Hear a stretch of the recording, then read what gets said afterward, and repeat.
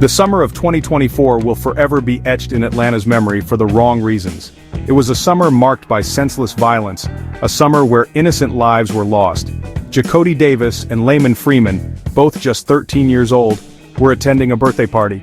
Excitement and laughter filled the air. Then the unthinkable happened. Gunshots rang out, transforming a joyous celebration into a scene of chaos and terror. When the smoke cleared, Jacody and Layman lay dead, their young lives tragically cut short. The city mourned. Questions lingered. Who could commit such a heinous act? Why were these boys on the cusp of their teenage years robbed of their futures? The Atlanta Police Department launched a full-scale investigation, determined to bring the perpetrators to justice. As they dug deeper, a complex web of gang violence and retaliation began to unravel. The investigation led them to the heart of a gang war, a conflict that had been simmering beneath the surface for months. At the center of it all was a name familiar to many. Lil Baby, the Atlanta-born rapper known for his chart-topping hits. The police believed they had found their link, a connection between the rapper and the tragic events that unfolded that summer night.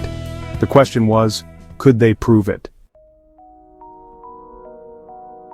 The story, according to the Atlanta Police Department, began months before the deaths of Jacody and Layman. In May 2024, Lil Baby was filming a music video. The vibrant energy of the set soon shattered by another burst of violence.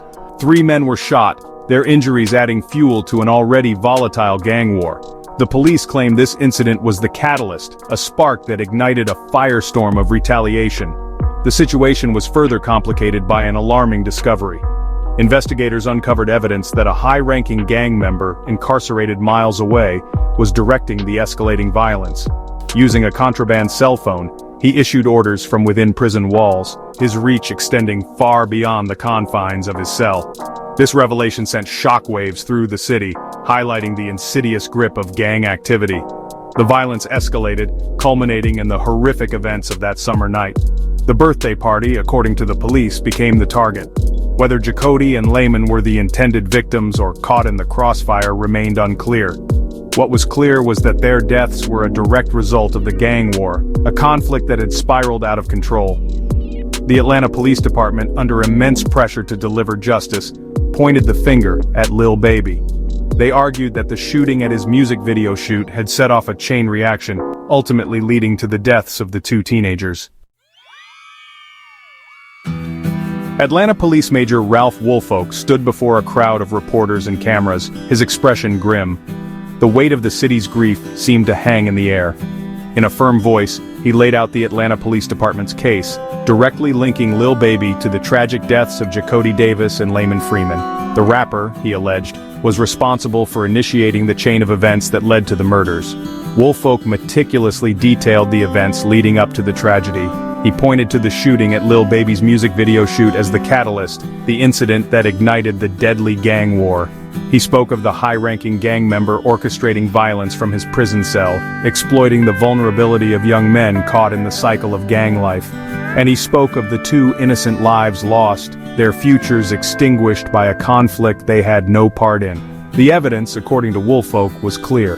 The timing of the music video shoot, the subsequent escalation in violence, and the information gleaned from their investigation, all pointed to Lil Baby's involvement. While they stopped short of accusing him of direct involvement in the murders, they argued that his actions had created the environment that made such a tragedy possible. Woolfolk, unwavering in his conviction, vowed to hold Lil Baby accountable, seeking justice for Jacody, Layman, and a city reeling from the impact of gang violence. Lil Baby's legal team responded swiftly and decisively, vehemently denying any responsibility for the tragic deaths of Jacody Davis and Layman Freeman. They characterized the Atlanta Police Department's accusations as baseless and irresponsible, an attempt to scapegoat a high-profile individual in the face of public pressure. Their client, they insisted, was a successful artist, not a gang leader, and to suggest otherwise was ludicrous. They argued that Lil Baby had no control over the actions of others, that he could not be held accountable for the senseless violence that plagued their city.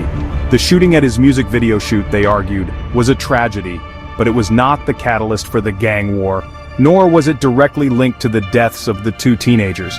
They pointed to the complex web of gang activity, the deep-rooted social and economic issues that fueled the cycle of violence. To lay the blame solely at Lil Baby's feet, they argued, was a gross oversimplification of a multifaceted problem. The legal team promised to fight the accusations vigorously, to clear their client's name, and to hold the true perpetrators accountable. They expressed their condolences to the families of Jacody Davis and Layman Freeman, sharing in the city's grief but refusing to let their client become a scapegoat for the failures of a system ill-equipped to address the root causes of gang violence. The battle lines were drawn, a legal showdown looming as Lil Baby, once celebrated for his music, found himself at the center of a storm, fighting to clear his name and reclaim his narrative.